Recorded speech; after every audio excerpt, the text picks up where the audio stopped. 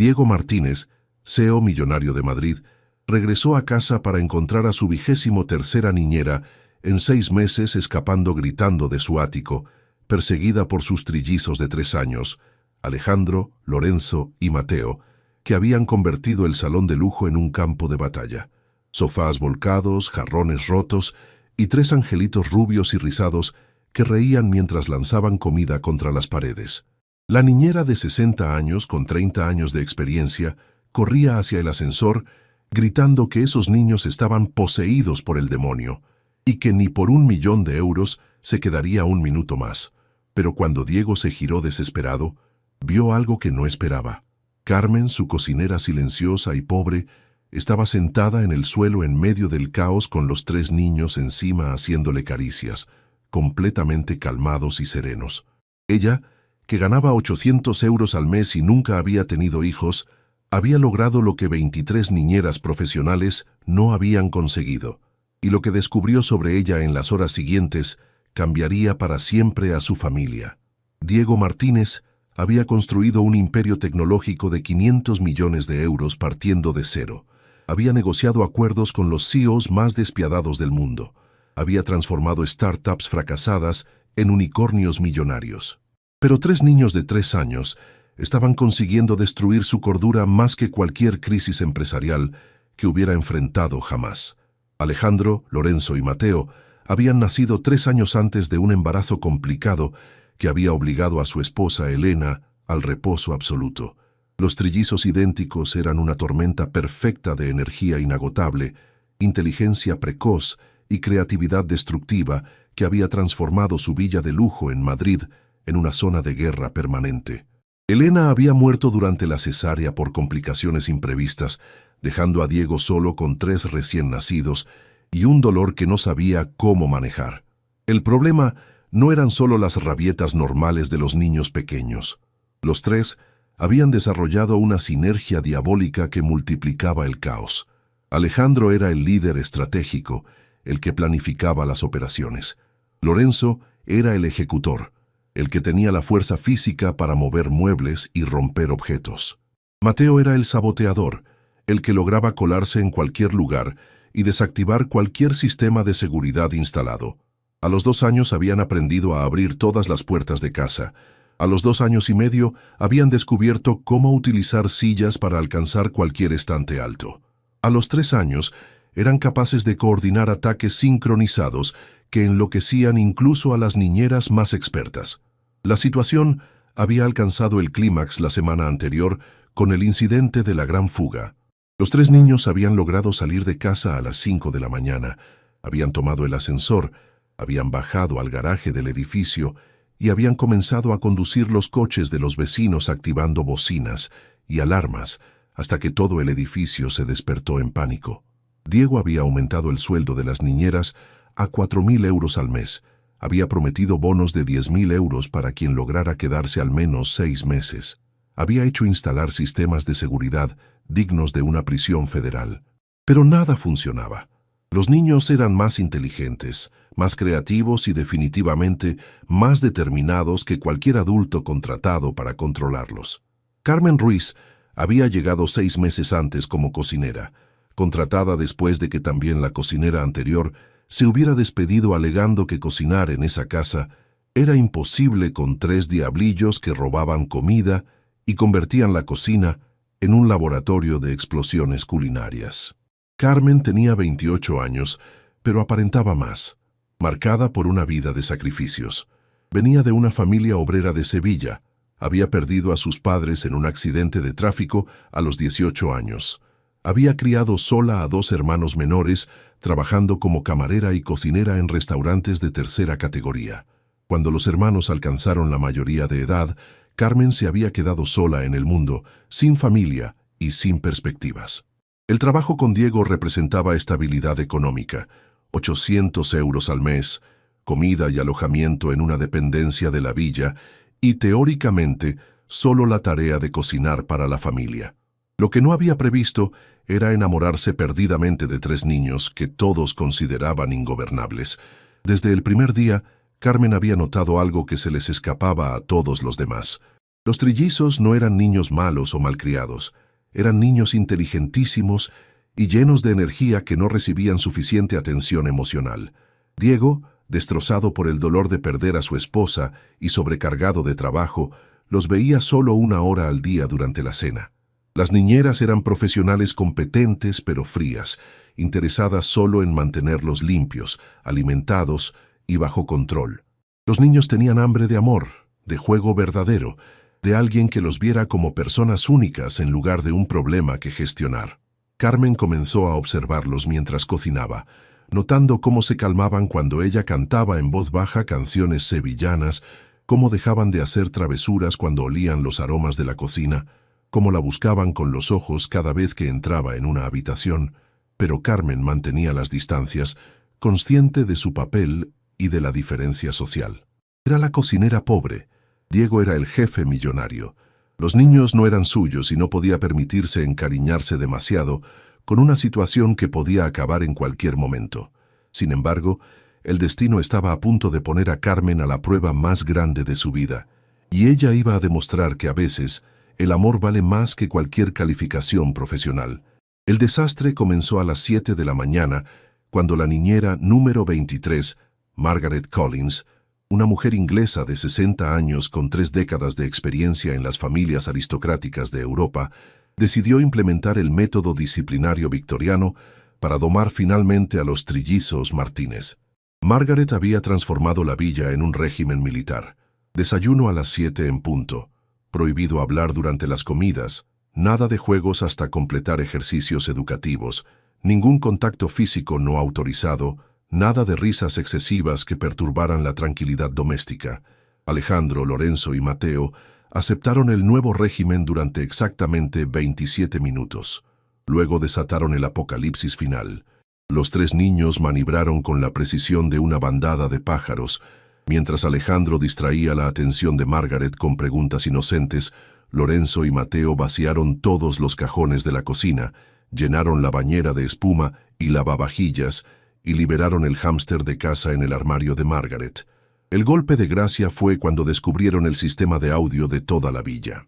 Alejandro logró activar la música al volumen máximo en todas las habitaciones simultáneamente, con Lorenzo bailando sobre la mesa del comedor y Mateo dirigiendo la orquesta invisible con una cuchara de madera. Margaret Collins huyó gritando a las 10 de la mañana, alegando que en 30 años de carrera nunca había visto 3 pequeños demonios tan organizados en sembrar el caos. Diego, llamado urgentemente desde la oficina, llegó a casa para encontrar la villa devastada como si hubiera pasado un tornado. Fue en ese momento cuando vio la escena que le cambió la perspectiva sobre todo. En medio del caos del salón, cojines esparcidos por todas partes, estantería volcada, cuadros torcidos en las paredes, estaba Carmen sentada en el suelo en posición india, con Alejandro en la rodilla derecha, Lorenzo pegado desde la izquierda y Mateo acariciándole el cabello. Los 3 niños estaban completamente tranquilos, respiraban serenamente y susurraban cosas al oído de la cocinera que los escuchaba con una sonrisa dulcísima. Diego se quedó en la puerta observando esta escena surrealista. La mujer que ganaba menos que todos en su casa, que técnicamente no tenía ninguna responsabilidad hacia sus hijos, había logrado hacer lo que 23 profesionales habían fallado, hacer que los niños se sintieran amados y seguros. Carmen levantó la vista y lo vio en la puerta. Por primera vez desde que trabajaba allí, sus ojos se encontraron realmente. No era la mirada avergonzada de la empleada sorprendida por el jefe, sino la de una mujer que acababa de descubrir su vocación más verdadera. Los niños siguieron su mirada y corrieron hacia el padre gritando de alegría, pero en lugar de contarle sus problemas, comenzaron todos juntos a hablar de Carmen. Alejandro explicó que Carmen le había enseñado a hacer nudos como un verdadero marinero. Lorenzo contó que ella sabía cocinar pizza con forma de dinosaurio. Mateo dijo simplemente que Carmen sabía cantar las canciones que hacían cantar también a mamá en la barriga. Diego sintió algo romperse y recomponerse en su pecho. Sus hijos hablaban de Carmen con un amor y admiración que nunca había oído cuando describían a las niñeras profesionales. Y Carmen los miraba con un cariño tan genuino que era imposible no darse cuenta. Esa tarde, después de acostar a los niños, cosa que Carmen hizo con una facilidad desarmante, contando una historia inventada sobre 3 piratas hermanos que tenían que colaborar para encontrar el tesoro. Diego se encontró por primera vez en 2 años cenando en una casa completamente silenciosa y serena. Llamó a la puerta de la dependencia de Carmen alrededor de las 10, con una propuesta que cambiaría sus vidas para siempre. Carmen abrió la puerta de su pequeña dependencia, llevando una bata sencilla y con el cabello suelto sobre los hombros. Por primera vez, Diego la vio no como la cocinera empleada, sino como una mujer joven y bella que escondía su feminidad detrás de uniformes informes y cabello siempre recogido. La propuesta de Diego fue directa. Quería que Carmen se convirtiera en la niñera oficial de los niños, con un sueldo de 3.000 euros al mes, más todos los beneficios que había ofrecido a las profesionales anteriores. Pero Carmen rechazó inmediatamente, explicando que no tenía calificaciones, no tenía experiencia oficial con niños y, sobre todo, no quería que los pequeños se encariñaran demasiado con ella si luego él cambiaba de opinión. Diego insistió explicándole que en 2 años había visto a sus hijos ser gestionados por docenas de profesionales calificadas, pero nunca ser amados. Carmen era la única persona que los trataba como niños normales en lugar de problemas que resolver, la única que lograba hacerlos reír en lugar de controlarlos, la única que parecía entender que detrás del caos había 3 corazoncitos que habían perdido a mamá y necesitaban amor, no disciplina militar. Carmen aceptó con una condición. Haría una prueba de 1 mes, y si los niños no fueran felices o si Diego no estuviera satisfecho, volvería a ser cocinera sin recriminaciones. Diego aceptó, aunque ambos sabían ya que no sería 1 mes de prueba. Los días siguientes transformaron completamente la atmósfera de la Villa Martínez. Carmen aplicó lo que definía como el método del corazón sevillano.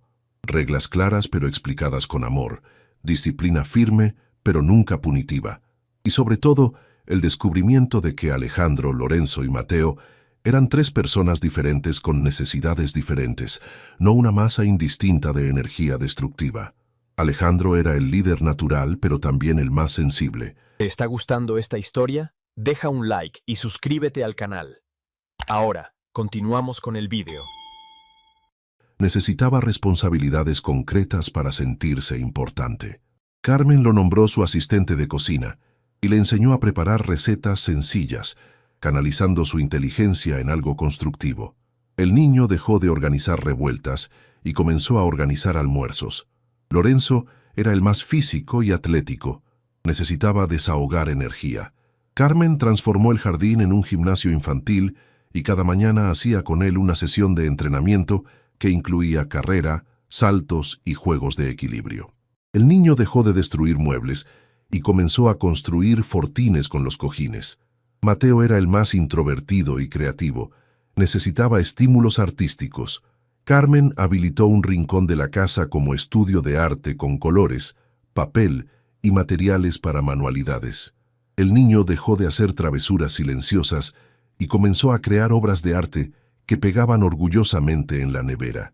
Pero la verdadera magia era cómo Carmen lograba hacerlos funcionar como equipo.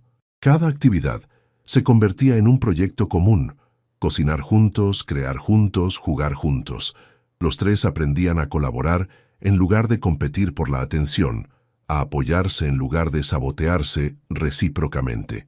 Diego observaba esta transformación con asombro creciente.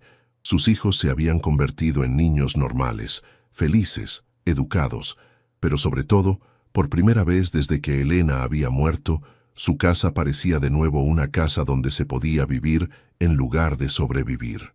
Y Carmen estaba floreciendo como una flor que había encontrado finalmente el terreno adecuado. Ya no era la cocinera silenciosa que se movía invisible por la casa. Se había convertido en el corazón pulsante de la familia, la que transformaba cada día en una aventura, cada problema en un juego que resolver juntos. Pero lo que ni Diego ni Carmen habían previsto era que esta transformación profesional se estaba convirtiendo lentamente en algo mucho más profundo y peligroso. Estaban empezando a enamorarse el uno del otro. 3 meses después de la llegada de Carmen como niñera oficial, la Villa Martínez se había vuelto irreconocible. Los gritos habían sido sustituidos por risas. Los niños habían crecido emocionalmente desarrollando seguridad y cariño genuino por Carmen, que correspondía con dedicación total. Diego comenzó a cambiar sus horarios para estar más tiempo en casa. Oficialmente, para seguir los progresos de los hijos, pero la verdad era que no podía estar lejos de Carmen.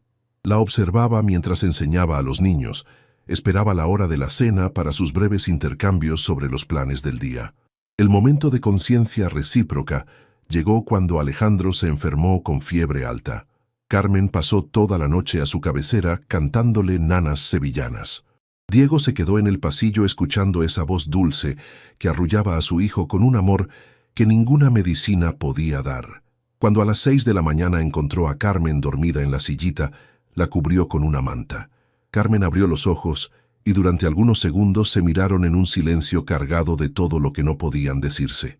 Desde ese momento, ambos sabían que lo que sentían iba más allá de una relación laboral, pero era imposible. Diego era un millonario de la alta sociedad madrileña, Carmen una excamarera de Sevilla, pero los niños no entendían estas diferencias. Para ellos, Carmen era la persona más importante después de papá. Comenzaron a llamarla Carmen Mamá. La situación llegó al punto de ruptura durante la fiesta de cumpleaños de los trillizos. Cuando llegó el momento de apagar las velas, los niños se negaron a hacerlo hasta que Carmen no estuviera en la foto como una mamá verdadera. La petición delante de los invitados de la alta sociedad puso a Diego en una posición imposible. Carmen resolvió el dilema poniéndose a un lado, explicando que era feliz de mirarlos desde la cocina. Pero esa tarde tomó la decisión más difícil. Tenía que irse. No porque no amara a los niños, sino precisamente porque los amaba demasiado. Carmen había planeado irse al día siguiente sin despedirse de los niños, pero Alejandro, Lorenzo y Mateo habían desarrollado un sexto sentido para los cambios. Se despertaron al amanecer y la encontraron haciendo las maletas en la dependencia. La reacción de los 3 niños fue devastadora. Alejandro entendió inmediatamente lo que estaba pasando y comenzó a gritar que no era justo. Lorenzo se aferró a las piernas de Carmen, negándose a dejarla ir. Mateo no dijo una palabra, pero comenzó a llorar silenciosamente con una desesperación que rompió el corazón a todos. Diego, despertado por los gritos, llegó a la dependencia y encontró la escena que lo puso frente a la verdad más pura. Sus hijos estaban viviendo otro abandono. Primero habían perdido a la madre al nacer, ahora estaban perdiendo a la única figura materna que habían conocido jamás. Fue Alejandro, con la sabiduría desarmante de los niños, quien dijo las palabras que lo cambiaron todo. Le preguntó al padre por qué tenían que dejar ir a Carmen para contentar a otros, cuando ella los amaba de verdad, y ellos la amaban a ella. Diego miró a Carmen, porque en ese momento entendió que se había convertido en eso para sus hijos y para él, y tomó la decisión más valiente de su vida. El plan de Diego fue audaz y simple. Si la sociedad madrileña no podía aceptar que se enamorara de su niñera, entonces cambiaría las reglas del juego. Utilizó sus contactos para hacer contratar a Carmen en una prestigiosa empresa de consultoría educativa. Ella se convertiría oficialmente en una especialista en pedagogía familiar, con un curso acelerado en psicología infantil que Diego le pagó en un instituto privado. La sociedad madrileña, siempre fascinada por las historias de redención, abrazó a Carmen como una especie de fenómeno. Los periódicos escribieron artículos sobre ella, las familias ricas comenzaron a solicitar sus servicios, y ella se convirtió rápidamente en una de las educadoras más solicitadas de la ciudad. Pero el cambio más importante no fue social, fue emocional. Diego comenzó a cortejar oficialmente a Carmen, ya no como jefe y empleada, sino como hombre y mujer de la misma sociedad. Un año después de ese día dramático en que Carmen había intentado irse, la Villa Martínez fue teatro de una de las propuestas de matrimonio más conmovedoras que Madrid hubiera visto jamás. Diego organizó todo al mínimo detalle, pero los verdaderos protagonistas eran Alejandro, Lorenzo y Mateo. Los 3 niños, ahora de 4 años, habían preparado un espectáculo especial para Carmen. Alejandro había aprendido a cocinar su receta sevillana preferida. Lorenzo había construido con sus propias manos un castillo de cartón para la princesa Carmen Mamá, y Mateo había dibujado un retrato de la familia donde todos los 5 estaban felices juntos. En el centro del dibujo, Carmen llevaba un vestido blanco y un anillo brillante. Cuando Carmen vio el dibujo y entendió lo que estaba pasando, comenzó a llorar antes incluso de que Diego se arrodillara. Pero fueron las palabras de Alejandro las que más la emocionaron. Le dijeron que la habían elegido como mamá verdadera cuando aún era la cocinera. Ahora papá la había elegido como esposa.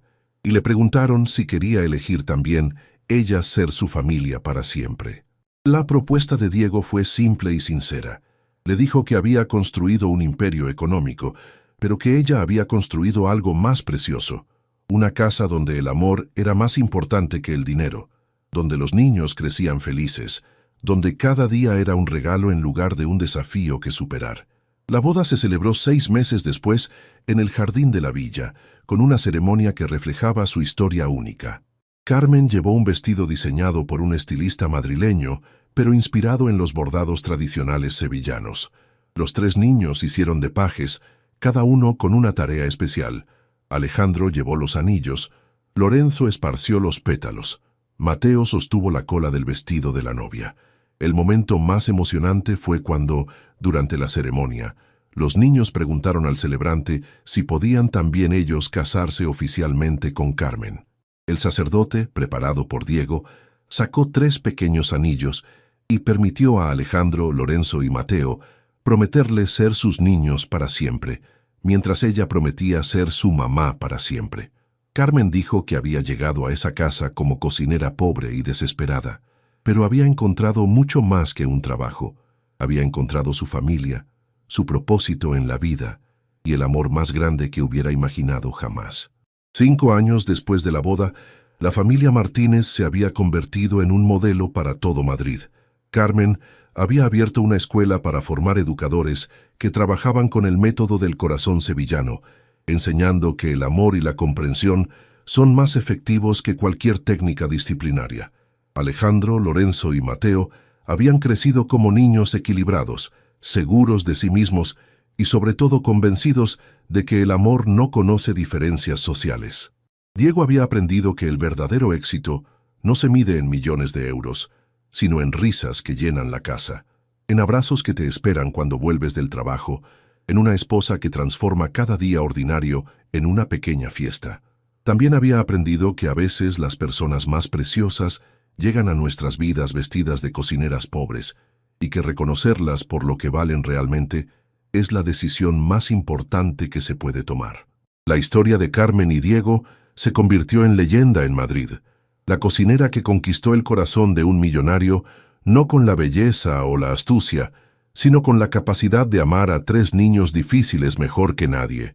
Demostró que a veces la mejor familia no es la que nace de la sangre o del matrimonio, sino la que nace del corazón de quien elige amar sin condiciones.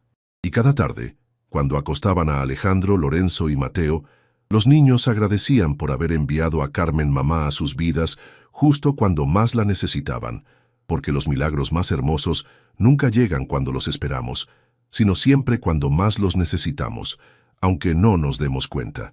La pobre cocinera había hecho realmente lo imposible, había transformado el caos en armonía, la desesperación en esperanza y una casa de extraños en una familia verdadera. Y había demostrado que el amor verdadero no conoce diferencias de clase, edad o educación, solo conoce la capacidad de darse completamente por la felicidad de otros. Dale me gusta si crees que el amor verdadero puede superar cualquier diferencia social. Comenta qué momento te ha llegado más al corazón en esta historia. Comparte para inspirar a quien piensa que los sueños imposibles nunca se hacen realidad. Suscríbete para más historias de familias que nacen del corazón. A veces quien menos tiene que ofrecer en términos materiales tiene más que dar en términos de amor. A veces los niños saben reconocer el amor verdadero mejor que los adultos. Y a veces basta el corazón correcto en el momento justo para transformar el caos en una familia perfecta, porque el amor no mira la cuenta bancaria, solo mira la capacidad de hacer felices a quienes están a nuestro lado.